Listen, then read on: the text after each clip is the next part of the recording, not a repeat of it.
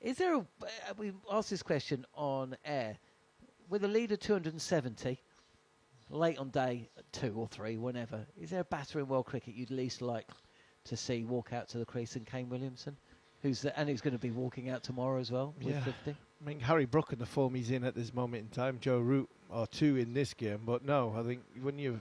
He just doesn't give a chance. At least with Brook, you feel like you're in the game. You might be 100 off, 60 balls, but at least you're kind of thinking, well, one might be coming my way soon. Well, your mindset changes very, very quickly because you still feel at 270 when Kane Williamson walks out, I've got a chance. If Harry Brook stays for an hour, you go, the 350 in front, we've got no chance.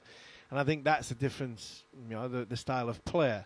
But I get what you're saying. I think the player of Kane Williamson's class is, whatever you do from a captain, whatever you do from a bowler's point of view, you ain't going to change his mindset. You ain't going to change his way. You ain't going to change the demeanour of Kane Williamson, of going out there, picking his bat up, playing every ball on its merit. And we'll get to the game situation when the game situation sort of needs you to get to it. Which at this moment in time, there's 3 full days left. We're 270 in front. You walk out to the wicket. I'm just going to bat. Let's see where we get to. End of the day's play. We're 340 in front. Good situation. Come out tomorrow morning. Same again. If he's still there at lunchtime, then he might change a gear and go into second. Because at this moment in time, he's not exactly trying to change the gear to go into third. The car's cruising, isn't it? It is cruising lovely. And you're right. You wouldn't want anybody else to go out there in this situation. And as a bowler, the person you probably didn't want to see was definitely Kane Williamson. We're going to hear from Paul Collingwood very shortly. He's been speaking with talkSPORT's Scott Taylor. Come tomorrow, it's a huge ask, isn't it? New Zealand's lead 314, 7 wickets in hand. Actually, I tell you what, I'll ask you a question in a second. We can hear from Paul Collingwood, the England coach, for talkSPORT's Scott Taylor. So Paul, a difficult day in the field. Just sum up the thoughts after day 2. Yeah, it's got to be said, it hasn't been our best day of Test cricket. Obviously, disappointing day. When you watch sport, you're never quite sure what's going to happen, and today was one of those days where the opposition, you've got to give credit to O'Rourke. I thought his spell, was very hostile, caused a lot of problems for us, and to lose the wickets that we did was disappointing. But, we all realise that Test cricket doesn't always go your way. It does have ebbs and flows. And, whatever we do from this point, we'll still be looking to win this game. What was it about the wicket that made the batters struggle compared to, you saw how Kane and Will Young batted on it this evening? What was it about your batters which sort of struggled on this wicket? Yeah, look, I thought of the energy that they put on the ball. I thought, Matt Henry's always causes us problems at the top of the order, the way he nips the ball both ways. He got a beauty to nip back into Ben Duckett's pads. But I thought, again, when you watch Test cricket, you want to watch those special moments where you're saying this is something wow. And I thought, that hostile spell of O'Rourke, really set it aside. That they put us under pressure. They got plenty of bounce. He got the ball nipping back into the right-handers. So it caused us a lot of problems there. And Santner just came on at the end and seemed to clean it up with a bit of turns. So again, disappointing, but we'll always look at ways to try to win the game from this point. It's, as I said, we've got a lot of match winners in that 11, and they'll all still be wanting to go out there and win this game. What's the discussion in the dressing room about the first hour this morning with the field setting, with them 9 down in the new ball? Yeah, look, I think we always try to find ways to bowl as many balls against the tail enders as possible, without being hurt too much. And it's something that we've always tried to experiment with. And with a short boundary like it is, you were kind of hoping that Santner would try to take them on. But they didn't hurt us too much, to be fair to them. They didn't score that many runs. I know it took a little bit of time. But you're still looking at ways that the opposition aren't going to take momentum into their bowling. Just a word on your bowling attack. They're clearly sore from a day yesterday, but still running hard and 100% effort. Yeah, they always do. You know, we always know we've got a team in there that's very close. Everyone wants to work for each other, and the effort's always there. And you know, when you've only had a 30-odd overs rest, it's pretty hard to go back out there with that same kind of energy. But the boys always put in. It's always been exceptional, and hopefully we can come out tomorrow and have a much better day.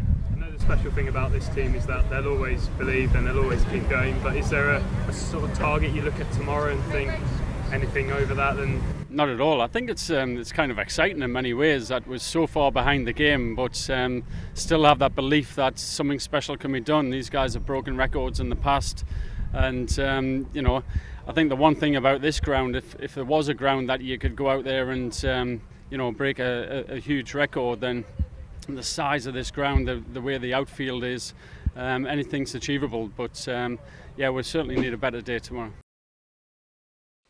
Paul Collingwood with Scott Taylor there. So there you go, Harmy. They were a little bit fearful of Santner's hitting power at the start of the day.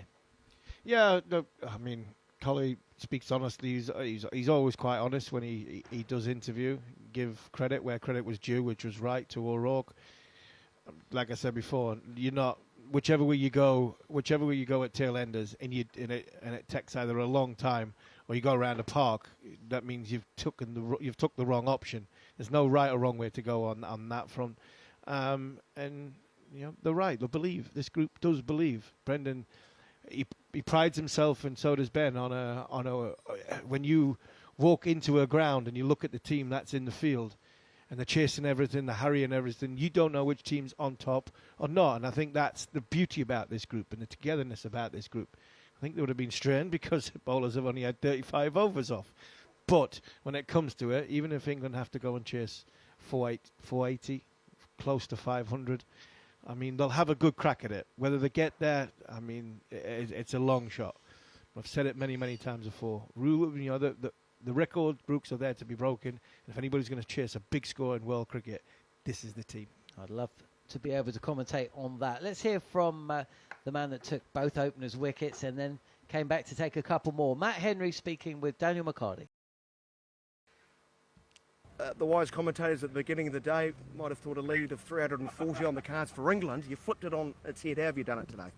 I think we've just kept applying pressure like we have been. We talked about it this morning. I think the way that War and Sat were able just to drag that out as long as they can and keep scoring runs, and I think that was a big moment for us to obviously just get a little bit closer to lunch and have a bit of a bowl beforehand. So to get some early poles, and then I think when you look at some of those spells and contributions today, they were brilliant. I think the way that War, that little period, really was a game-changing spell. And then Mitchie did his job as he always does as well. So no, it was a good day.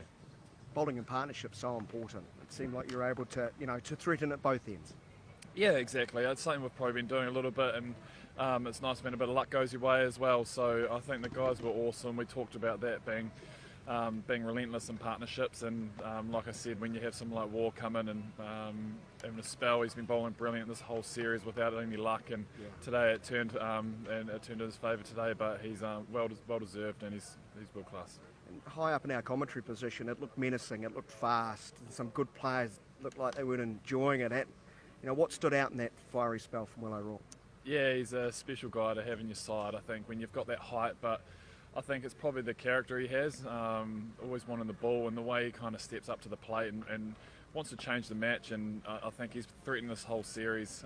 He's been a little bit on the unlucky side, to be honest, and today, to get those 3 crucial wickets at that time was huge.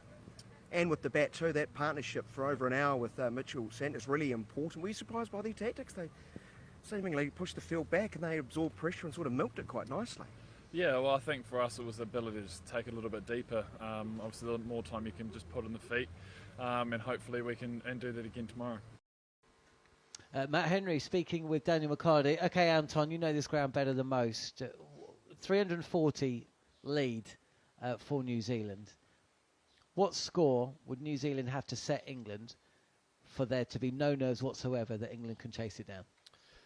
Personally, I know this ground is a very good chasing ground. Obviously in white ball cricket, teams tend to want to chase 500 would be a minimum, I'd say.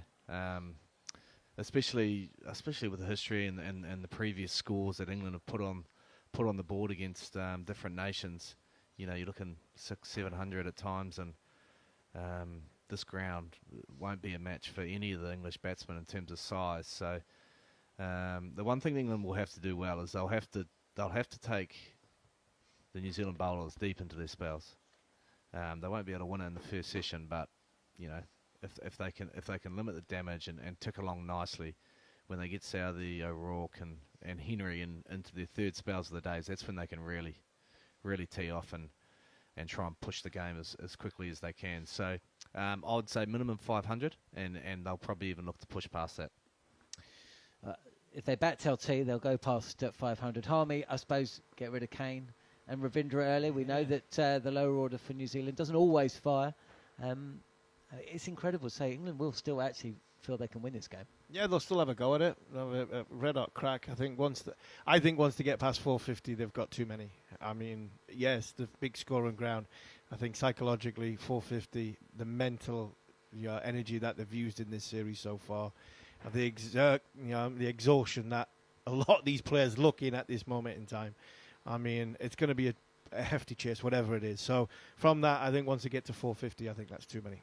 Okay, well, Steve Harmison and Anton Devcich will be back tomorrow for day 3 here at Hamilton, where we're expecting a little bit of wild weather as well. We shall see.